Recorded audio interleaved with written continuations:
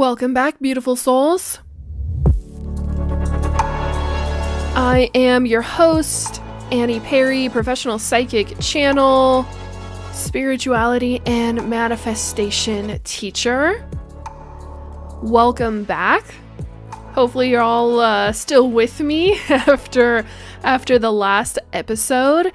If you are new to the podcast and this is the first episode that you are ever tuning into, I definitely recommend starting with the Galactic War series and some of the Arcturian, Pleiadian, Andromedan Council channeling sessions episodes that kind of build up to what it is that we're going to be talking about here and what we talked about on the previous episode 141.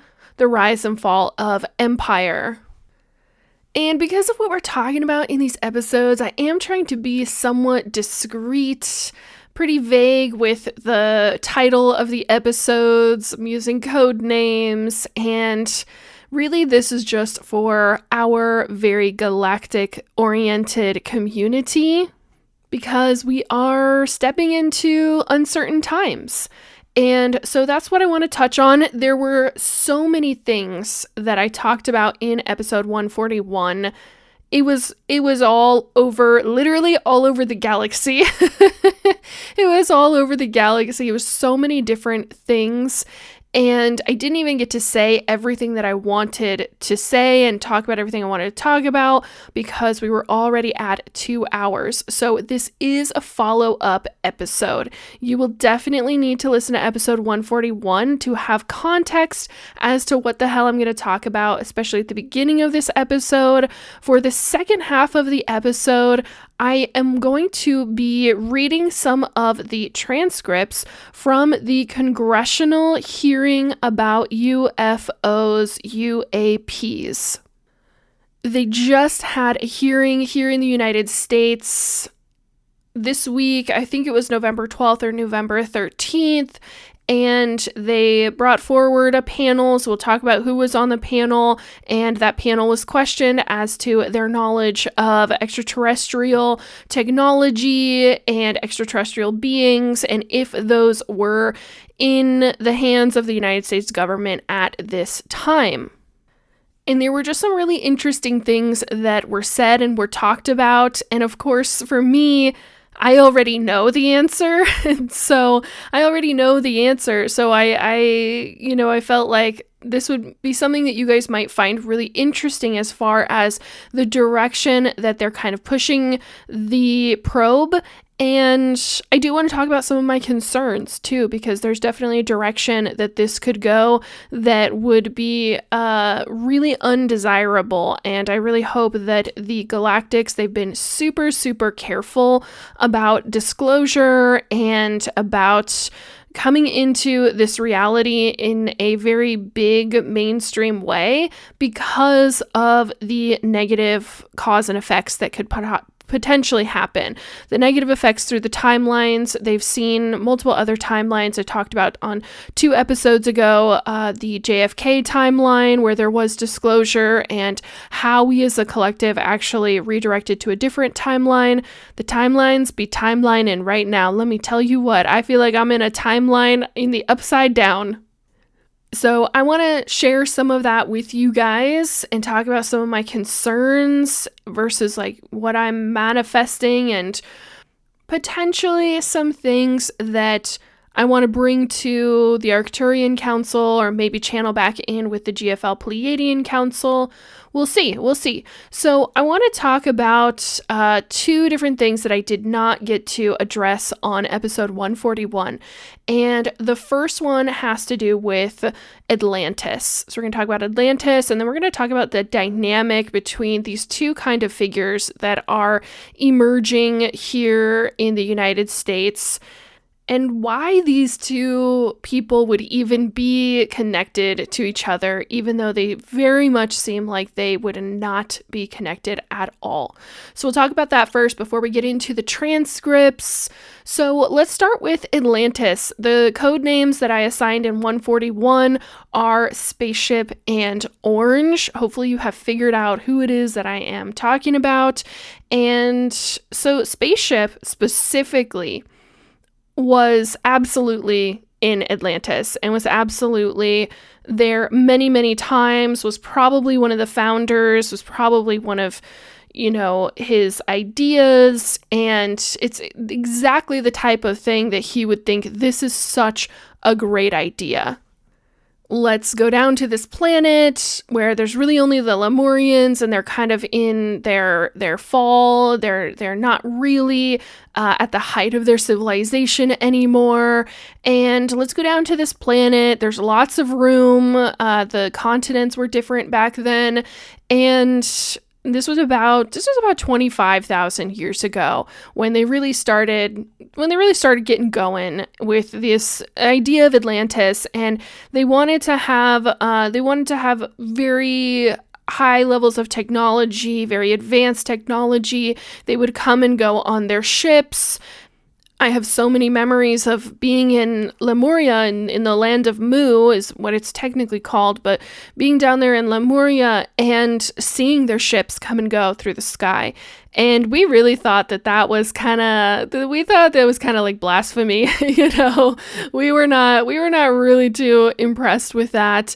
We were a divine feminine civilization living very much, in oneness and unity with nature.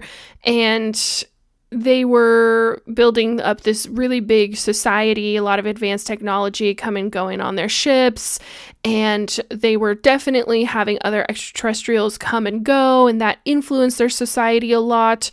And so Spaceship was, he was all over this, and I do believe that is why he is back on this planet. That is why he has moved continents, and that is why he has, seemingly against all odds gotten involved in government.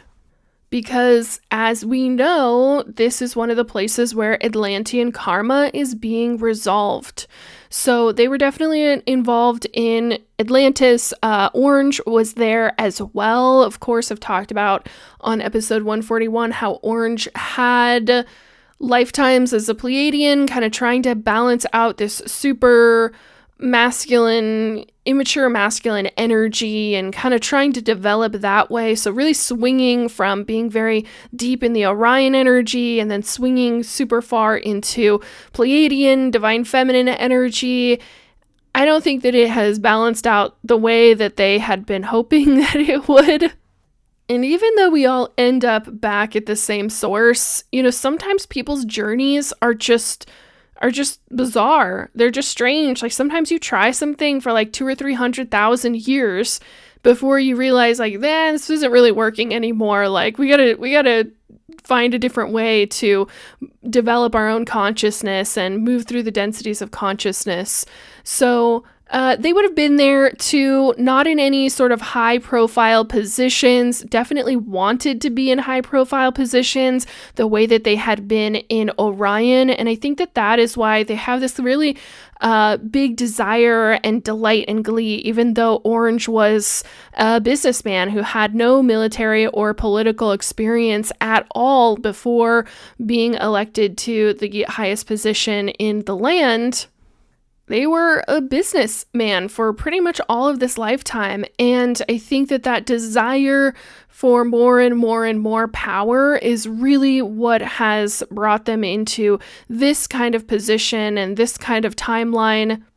That's very much something that they wanted during the time of Atlantis, but they didn't really have the chops or the energy or the know-how, because those who were at the top of the Atlantean pyramids, literally pyramids, those who were at the top were very, very advanced beings. They were beings who could do telekinesis and all kinds of energetic things that would seem like magic to our eyes.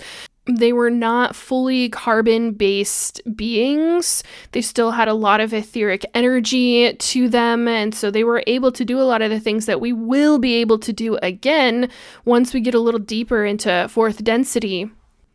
Definitely between the two of them, Orange is absolutely the younger soul. Spaceship is going to be an older soul. It's had a lot more varied experiences, and that is also their kind of obsession with technology because they've had so many more varied experiences, and that's why a lot of people love to put Spaceship on a pedestal, and they're like, wow, you are the future. You are so forward thinking. Like, you are the next thing. You are the next thing.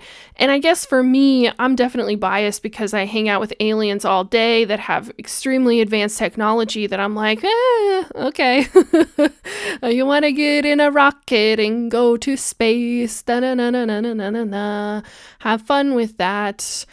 You know, for me, it's like we could just have disclosure and open contact and raise our consciousness and be able to access way, way, way more advanced technology that way. And I'm definitely the minority on that opinion on this planet. So a lot of that Atlantean energy, Atlantean karma that needs to be resolved, and it makes sense when I look at the patterns in the galactic history about why this would be happening now. I, of course, had hoped that Earth was beyond a lot of this Atlantean karma, and it seems that we're just not, that it still has to be dealt with. So here we fucking go.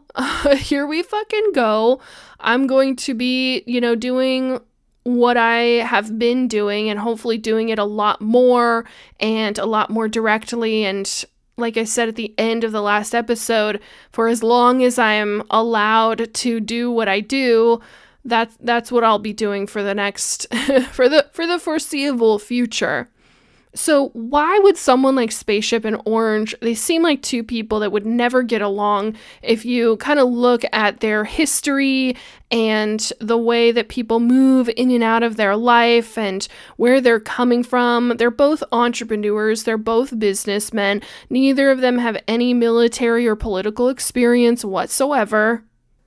But I do think that it's worth noting that when you get up there with the billionaires, that you are involved quite a bit in politics because of the crossover, especially here in the United States. There's a point where money literally becomes politics and politics literally becomes money. And when you have a lot of money, you're definitely in those circles. So I can see where they get the idea from that would be the next step in their motherfucking quest for power.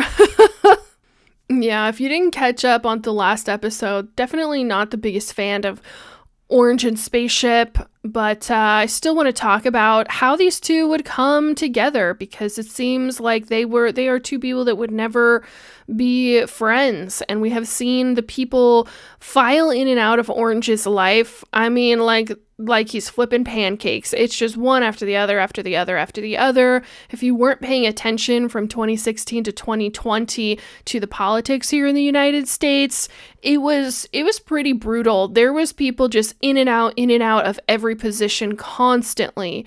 So the two core wounds that we're looking at with these individuals, and this is all information, stories that you can find on the internet, publicly known, things they've talked about themselves on podcasts and interviews. This is not necessarily something I have to dig inside of the Akashic records to find out, but my own knowledge about how core wounds work and trauma and how these kind of relationships tend to play out is what colors in all of the gaps. It is very well known that Orange did not have a great relationship with their mother, that their mother was extremely cold and distant, that they were often left with nannies, and that nannies really kind of raised them, and then their own father.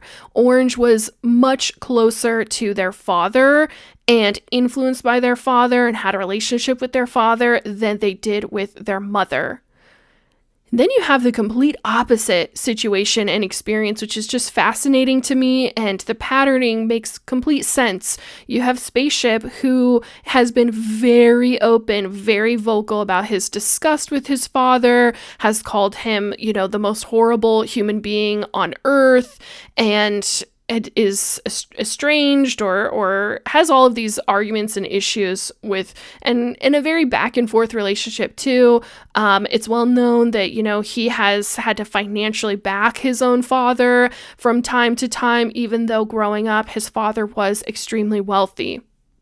But then Spaceship, as a kid, went and lived with his mother when his parents got divorced, and definitely seems to have had a much more loving relationship, closer relationship with his mother, seemed to take on a very protective role. He was one of the boys of the home, and really seems like he was trying to step up, protect, and provide for them, and kind of had to become the man of the home because his mother was divorced from his father. So you've got on one hand someone who has a really big father wound, and it's rejection. So one of the things that all of us need and want to get on a very primitive biological lizard brain level is approval from whoever your masculine dominant figure is in your home. When you are growing up, the approval, the yes, you did it correctly. Yes, you are good enough. Yes, you are enough.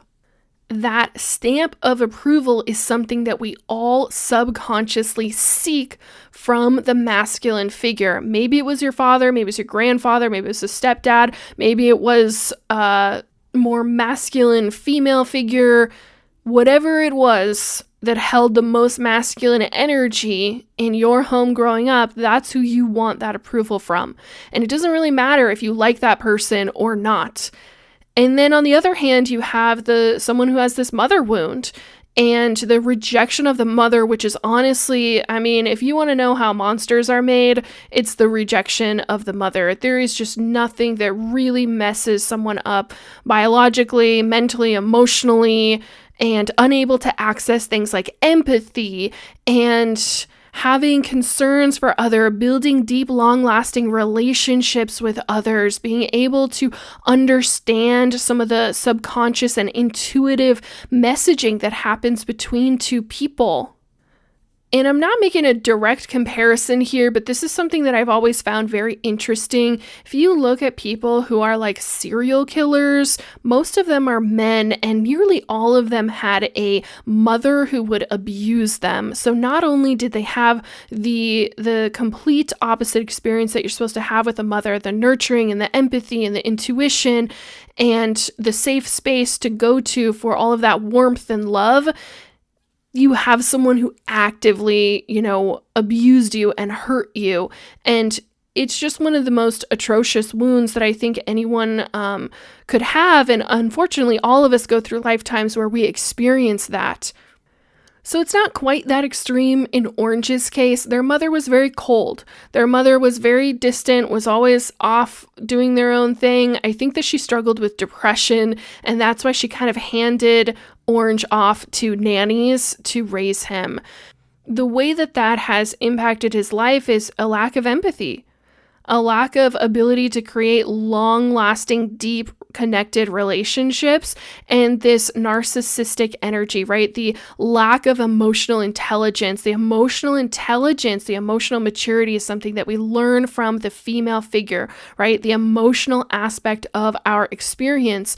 So you've got two people who have opposite wounds coming together, and that makes a lot of sense because you would have, Spaceship being able to connect and support with Orange on the fact that he was really close with his mother and did get some of that nurturing that he needed. And then he's getting support from Orange on the fact that Orange experienced a very supportive father who taught him all of the ways of how to be a man and how to be a businessman, and gave him that approval that everyone is seeking from that masculine figure.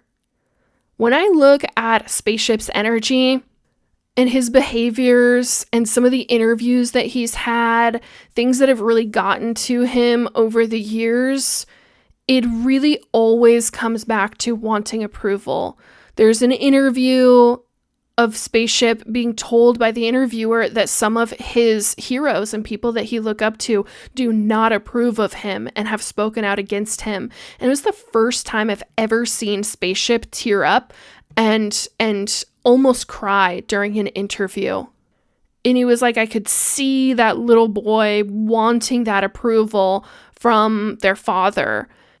He also went and bought, an entire social media platform and loves to be seen and heard on there. And you can feel in the energy of all of those posts how much they want to be approved of by this world. And it's like, if I can't get father's approval, and I couldn't get friends' approval, and I couldn't get the company's approval, and I couldn't get this company or that company or that company or that company, I mean, so many different ventures.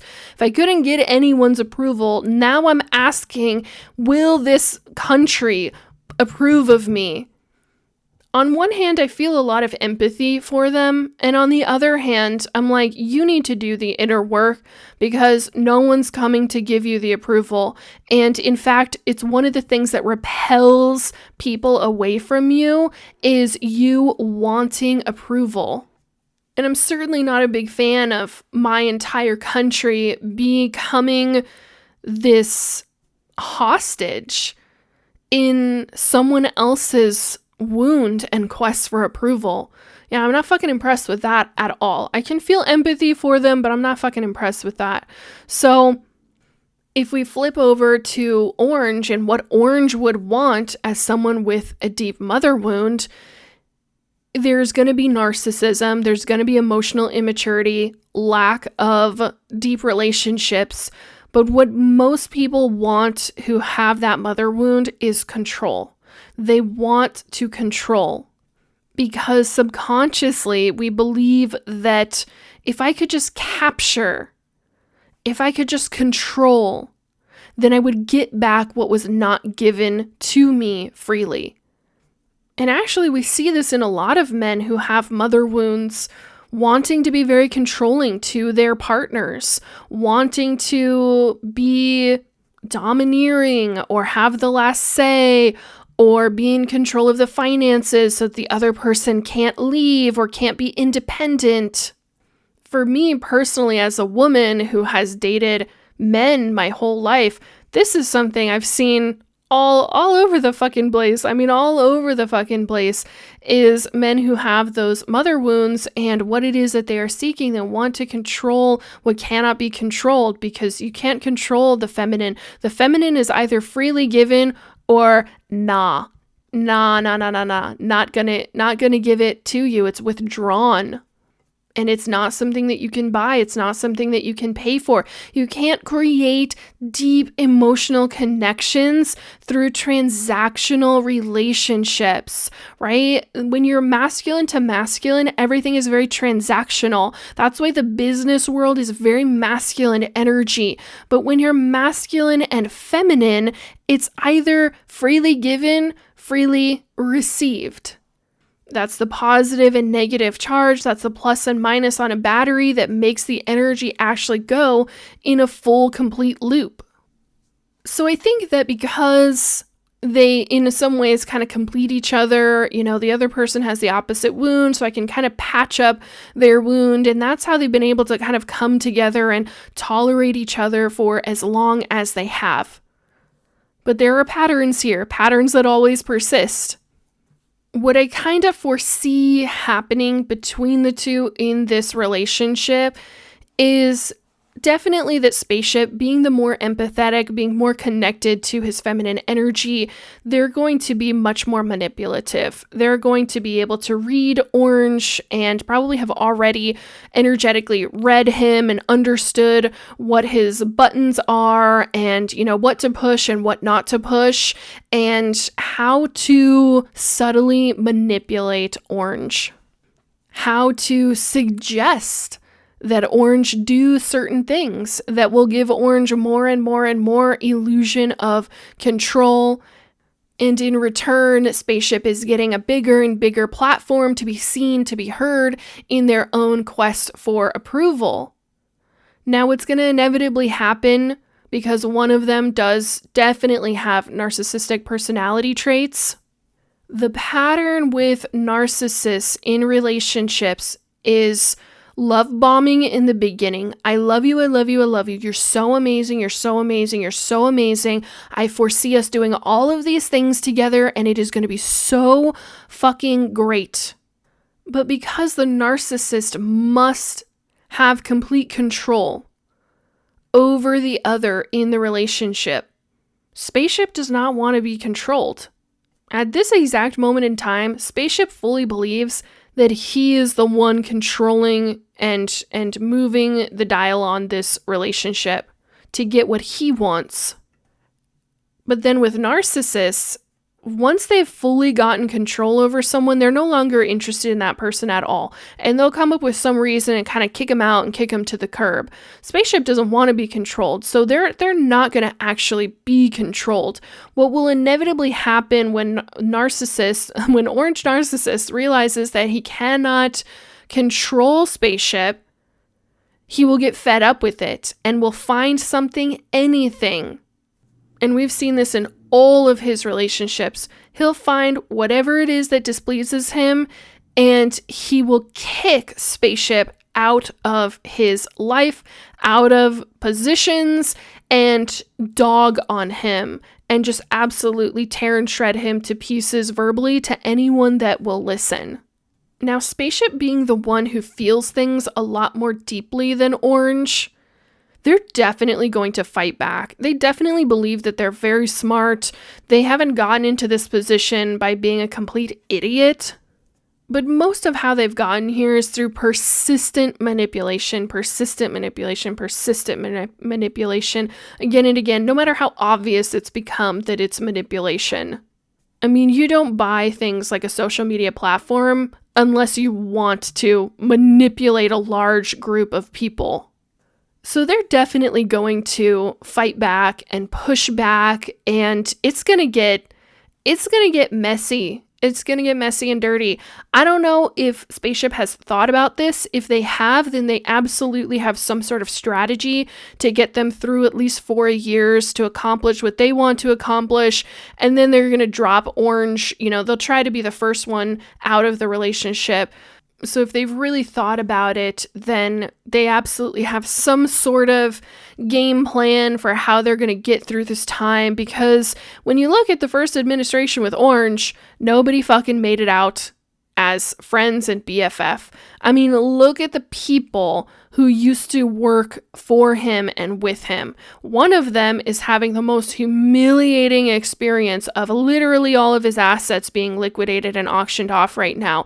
I mean, that is brutal. I can barely read those news stories. I'm like, that is just, that is fucking rough. And that's really what narcissists do. Because they don't have that empathy and emotional connection, they don't let anyone close to them unless that person is going to be submissive to them. So the people that have somehow survived in Orange's circle, which is mostly just his family, it's like they've survived by learning which buttons to push and don't push, and when to kneel and when to get up and when to stand and when to sit. But then it's also pretty obvious that they just go off and do their own thing anyway. And as a child of two parents who have narcissistic personality traits, and definitely my father being the stronger narcissist between the two, 100% you learn, when you're raised around those people, you learn how to live with them. You learn how to handle them. But if there is no one left on the board, they will 100% pick you and chew you up and spit you out and blame everything on you. I mean, that's the only thing that ever comes out of Orange's mouth is blame, blame, blame, blame, blame, blame, blame, blame. Doesn't take responsibility for anything, never has, probably never will. It's a very clear narcissistic personality trait. I'm surprised so many people are on board with that, but if most people have not done any kind of emotional maturity work, then it makes sense that they would be attracted to that energy because it matches their own energy. So that's kind of what I foresee happening, and it does really piss me the fuck off that my country is collateral damage in a narcissistic relationship. But we live another day, and as long as I have, freedom of speech, I'm gonna be popping off. All right, let's get into this congressional hearing. So the U.S. government conducted a hearing on Wednesday, November 13th, and this was in relation to government employees having been injured by UFOs. And if the government had been conducting a secret UFO retrieval program, and what role the Department of Defense played in that, or has been playing in that. So what they're now calling UFOs is UAPs, which stands for Unidentified Anomalous Phenomena, which is just really funny to me how they're kind of trying to push it away and make it it's a phenomena. It's a phenomenon. It's not a flying object. It's not from outer space. It's definitely not aliens. It's definitely a phenomena, an anomalous phenomena too. Who the fuck came up with that? So basically, this group of Congress members came up with, or they had heard that the government has a huge amount of secret information, including photos and videos and photos and all of this other information. There are people on both sides of the Democratic and Republican Party on this panel, and they all got to ask some questions. And I don't know if you guys remember this, but last year there was this whistleblower, and he said that he had worked in these government bases and that he had been a part of a retrieval team, that he had seen extraterrestrial bodies that had been retrieved. He had seen extraterrestrial craft that had been retrieved and felt like he needed to come forth and say something. And so he went through this big hoorah. There was a lot of people in the UFO community that kind of latched onto him as this hero whistleblower.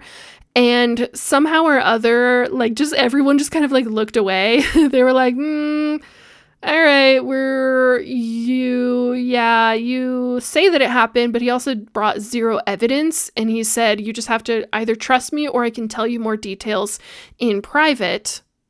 So I don't really know what happened to him. I do know that at one point, Dr. Stephen Greer tried to link up with him, and then the two did not see eye to eye, and the whistleblower said very loud and clear all over his social media channels, I'm not associated with Dr. Greer. I don't have anything to do with him. I don't know if it's because Dr. Greer, I don't know if it's because of his own energy or if it is because he has found the link between extraterrestrial life and human life, which is spirituality, which is vibration. And when he takes people out to the desert for contact, these CE5 contact events, they have to meditate and raise their vibration. And so I think some people that aren't into that are just kind of insisting that that's not a part of the whole extraterrestrial UFO situation. And I can assure you, as someone who gets to talk to them every single day, it is definitely a part of the equation. So I'm going to read some of these excerpts from the hearing. Basically, a former Department of Defense official claimed in a memoir that he wrote that the United States is in possession of advanced technology made off-world by non-human intelligence. And the questioner asked him, has the government conducted secret UAP crash retrieval programs, yes or no? And he said under oath, yes. She then asked, were they designed to identify and reverse engineer alien craft, yes or no? He replied, yes. She continued, in your book, you mentioned government employees who have been injured by UAPs, placed on leave, and receiving government compensation for their injuries. Is that correct? And he said, yes, that is correct. And this is really funny. So Nick Pope, who is someone who did early 1990s investigating UFOs for the British Ministry of Defense said that it's building up to this critical mass. Some people will be coming to this fresh. There's a whole bunch of people who haven't heard of this before and are going to say, wait a minute, they're telling us that this is a crazy subject. No one takes it seriously, and yet there's hearings in Congress. Yeah, I know about nobody taking it seriously. Like, hello. So this is another part that I found very, very fascinating, okay? So a journalist reported that the Pentagon has a secret UFO retrieval program called Immaculate Constellation. Isn't that a very interesting name to give a UFO retrieval program? Immaculate. You know what that word means? It means perfect. It's almost like saying divine. It's something that we really only use when talking about like the Immaculate Conception. It means perfect. It means pure, divine, Immaculate Constellation. And then this next question comes from someone in our government that I absolutely despise, cannot stand, but I think it's really funny that she's somehow in this. And she says, I think it's about 5% of our ocean that's actually been studied by man. Are there any accounts of UAPs emerging from or submerging into our water, which could indicate a base or a presence beneath the ocean's surface? And the person who answered is the journalist who's being questioned here. And he said that he had not heard of any underwater alien bases, but did say that a source had described to him an orb coming out of the ocean and being met by another orb. Oh man, this is so funny. Yeah, they are. Some of them are in the ocean. Okay, so the real tea on the oceans is that the Syrians are actually the ones who love to build bases underwater, and that's because Sirius B was a water planet, so they have a lot of experience with that. And so they built their bases here underwater. It's so funny that like the mood in this congressional hearing is that it's batshit crazy. And I'm like, this is literally a day at my office, like for lightweights. Okay. Y'all are like freaking out that it's underwater. Like, let me tell you what's really going on underwater. Yeah. The Syrians love to build bases here on this planet underwater. That's their preferred place. So if you ever hear about these UFOs that are, disappearing into the water, it's almost always the Syrians. And the Syrians come and go here. They work very closely with the Arcturians. They work very closely with the Pleiadians. The Pleiadians are much more in charge of like ascension and things that are going on in humanity, whereas the Syrians are in charge of don't let this planet blow up and explode because we need all of these templates and codes and we have to preserve them. So they work very closely with the fourth dimension and the elementals, the guardians, who are sometimes mistaken for being like Bigfoot because they look like that, but they're actually in the fourth dimension, which is why when you go looking for them, you can never find them. But the Syrians work most closely with them. And of course the whales too. So I don't know if you guys know this, but like the whales are really holding it down on this planet. The whales are really they play such an important part of this planet's ascension. Like the whales are spirit guides literally incarnated. Very, very big deal. And whale templates came and were designed on Sirius B, and then they came here and were used. And so these are kind of newer models than we had on Sirius B. But yeah, the whales are super important. So the Syrians are just like trying to drop in and like check on the whales. And then they've got the fucking, fighter jets following them around. And they're like, we just need to check on the whales. Make sure that you guys aren't like killing them off or poisoning them or whatever other horrible thing that y'all have been up to. I mean, it is just too funny. And then, the Arcturians, of course, are in charge of defenses and defending this planet. It's just, everybody's got a role to play. So I love that they say the orb. So if you ever see an orb, right, the orb is going to be fifth dimensional. And the orbs are going to also be 5th density. That's very important. When I connect with the Arcturians, when I'm out in the desert and there's no one around, they come out and give me a light show. They send golden orbs. And that's for a reason. They talked about them in We the Arcturians, that some of these are just kind of like drones for them that they send out and they survey different places on the planet. Then they bring back a collection of information and they upload it to the Syrians so that Syrians don't have to physically come here all of the time. Syrians and Arcturians, excuse me, so that they don't have to come here physically all of the time, because the density and negative energy, just like the Arcturians told us in their book, it starts to really mess with their energy. It starts to confuse them. It starts to mess with their mind, and it starts to mess with their heart chakra. So they don't like to spend a lot of time down here. It's much easier to send an orb that's kind of like a probe, kind of like a drone that just collects a bunch of information, can also transmit information too, especially with the 4th dimension. So one of my concerns about the line of questioning from the government on UFOs and UAPs has been their rhetoric and insinuation that somehow these alien life forms have better arms technology than they do, that we do, I guess I should say. Where am I including myself in this, honestly? I feel like I'm always like between 5 different worlds.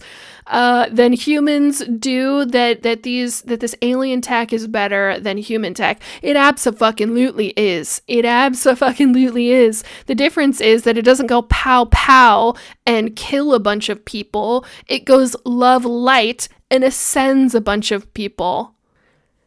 And of course there was one side of the conversation who they're always up in arms and wanting to cause shit with everyone. It's probably not a secret that it's not the side I personally prefer, who was on that line of questioning and wanted to talk about arms and weaponry and if they were more advanced than us and if we have a direct threat to this planet and to the United States, that we need to be getting prepared for this, yada yada. So that kind of thing is what I really don't like. I really don't want to see that.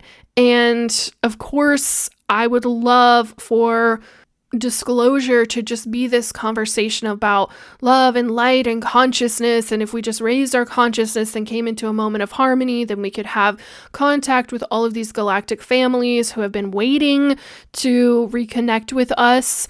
I would love for that. I would love all the flowers and the butterflies and the rainbows, but listening to some of their questions and the way that they phrase some of the questions really had me feeling uneasy. Like, wow, for the first time since I've started doing this, did I ever realize that my job is dangerous? That I ever felt like I was in some sort of danger, that some right-wing nut could point the finger at me and say, if you're talking to them, then you're a traitor, and, you know, we're going to round you up and either force you to work for us or X you out of the game. And of course, I'm not dwelling on that, but it was the first time really since I've had galactic contact, which started in 2021, that I've ever felt like, wow, I never actually thought this was dangerous. I never actually thought that there would be people out there that thought I was some sort of traitor. Obviously, I don't have secrets of the United States besides opinions. I mean, I've got those in spades. I've got opinions, but I don't really care about their fucking secrets. It's not really a secret because a lot of these CIA documents are out there floating around. It's whether or not people want to pay attention to it. And really, you know, there's a lot of people that throw around the term the deep state and the elites, and actually, both of those phrases come from Orion. And yeah, there's just remnants of Orion. It's like, I always feel like I'm flicking the fucking dust of Orion off of me. Like, I gotta scrub it off every single day. It just will not leave me the hell alone. Yeah, both that term, everyone's all up in arms, the deep state, the elites. The Draconian Forces, their official title is the Elite Draconian Forces. The Elite Draconian Forces of the Empire. And that is why people get all crazy about that word, the elites, the elites, the elites, the elites. Yeah, I know. I remember them. Are they infested on this planet right now? No, they're not. It's crazy, but they're actually not. I know. What you're seeing is really just a shadow of everything that happened on Orion, coming back around, making the rounds. There's one psychic lady on this planet that's getting real fed up of it making the rounds. But same thing with the deep state. I mean, the government's been sitting on this for a long time, but so many people have known. So many, like Dr. Greer's been talking about this for years. There's CIA documents out there. Like there's so much that's already out there. The kind of thing that was really bugging the people in Congress was, well, why don't you guys have any proof? Why don't you have a piece of one of these ships? Why don't you have a biologic from one of these bodies? Why don't you have anything that you can show us? And I find that to be the most fascinating question of them all. Why does nobody have one of those? I think that's a really good question to bring to the Arcturian Council and ask them, because something tells me that if the Arcturians and Syrians and Greys, who are the most common to come bouncing around the planet, if nobody has any of these like relics hanging around, is it because the government actually has everything, or is it because the extraterrestrials have the ability to dissipate it? That's what I would like to know. And I think that's a great question to ask. So with the hearing last year and the hearing this year, it does sound like we are slowly, oh man, it is just so fucking slow. I cannot even, I don't know if it's just like the direct kind of like masculine Arcturian in me that's just like, can we just like get this shit done? But we are slowly inching towards disclosure. Of course, I want it to be as healthy and safe and in divine love as possible and not be a huge national global meltdown for everyone. And I think that I've had to kind of accept that things might take longer than I initially hoped, but I would love to get back into conversation with the Arcturians and the Pleiadians and see if the changes that we've had on this planet recently have pushed back disclosure, has pushed it further away from us, or if we are actually in fact closer to it. One of my initial feelings over the last week with the way that the election turned out and everything that happened was I felt very defeated. I felt like, why does humanity keep choosing the man instead of the bear? Like, why do we keep choosing this very challenging, difficult path? And I understand that ascension is not just about me. It is about all of us here. So I have to be patient, but I did feel really defeated. And I went to the Arcturian Council and I said, I feel like disclosure just went like 20 years away when it was so close I could almost feel it in my grasp. And their feelings were not quite the same, but we didn't really get into all of the answers. So I definitely want to tap in and talk to them about this new timeline that we are on and where we are at with disclosure. I think for those of us who feel very connected to our galactic families, some of you have been channeling your own galactic families. Some of you listen to myself and many of the other channels that are out there. For us, it's like we just want to be reunited, right? We want to be back into that energy, back into that divine love light, and we want to see our planet progress. That's what so many of us came here for. And yet, many of the people that we are shepherding towards that, towards ascension, towards a higher outcome, they have their free will and they must exercise their free will and they must go at their own pace. So all that I can do personally myself is just keep holding the light, keep holding the torch, keep putting out information, keep having these kinds of conversations. And I'm so grateful to all of you for receiving this kind of information. Again, if you just can't stand me because I believe different things politically about the United States in this current time-space reality, just remember that none of this shit is going to matter in like 50 years, 100 years, definitely in the next 2 or 3 lifetimes. No one's going to really care about any of this. So hopefully by then you'll forgive me and we can go back to being soul friends. And for those of you that love this kind of information and you think that somebody that you know might be interested in it, please send it to a friend. That would be amazing. I'm so grateful to all of you guys. Thank you for your love and support. Thank you to everyone that has supported and reached out to me, especially over the last, week and a half. Many of you were aware through my social media about the things that I was very loud about. And I think that's part of the new timeline, getting very, very loud about calling out some of these lower frequencies and the acceptance of these lower frequencies. I am so grateful to each and every one of you that stood next to me and supported me and used your own platform to call out these negative energies for exactly what they are, because sometimes we don't see it unless somebody points it out to us. And I've had a lot of amazing conversations with people who gave me the opportunity to point something out to them and to show them a new way of thinking, a new perspective. Because that is exactly what Ascension is all about. Higher and higher perspectives. Thank you, beautiful beings of divine light. You already know that I will see you on the next one.